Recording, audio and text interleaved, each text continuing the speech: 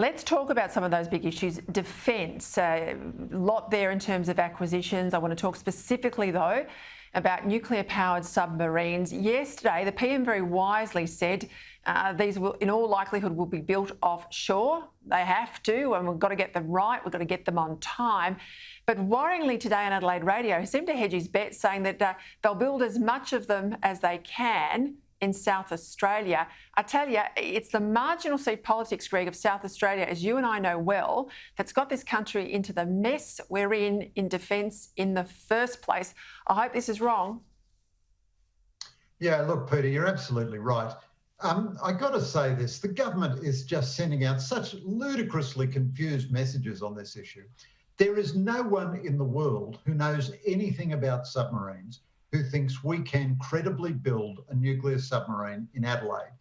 By the time we get to build a submarine, on the very best possible, wildly optimistic timeline, it won't be until 2030. So that'll be 30 years since we built any kind of submarine at all. And we've had a lot of trouble building air warfare destroyers and the like in Adelaide. So everyone knows this is completely balmy, including the government.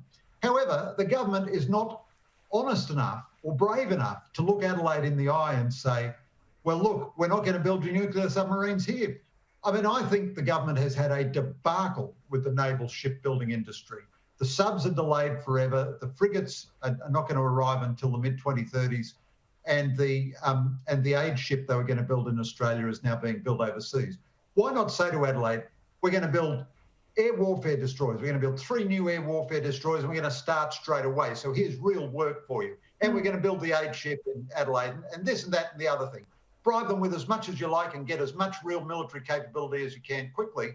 And then try to slot yourself into an American or British production line, almost certainly an American production line. If we ever get these nuclear subs, we will delay them by years and years and years and add tens of billions of dollars to the cost if we try to build them in Adelaide. But the government, it's the government itself which has said it's going to build them in Adelaide and now is kind of crab walking away from that.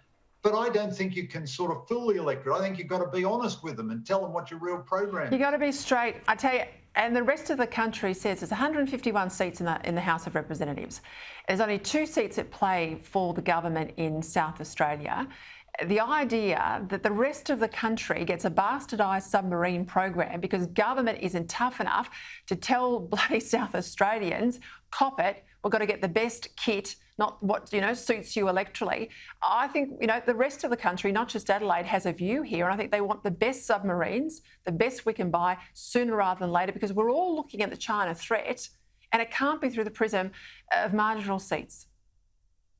Well, I couldn't agree with you more, Peter.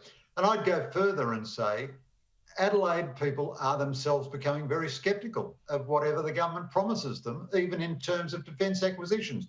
I mean, the government had a clear-cut promise at the 2019 election. It was going to build this big aid ship in Australia. As soon as the election was over, it decided to buy it overseas. As I say, the subs are now at the very best delayed for a long, long time. The frigates are endlessly delayed. We can't even work out what requirements we want from the frigates until the British finally get round to building their frigate.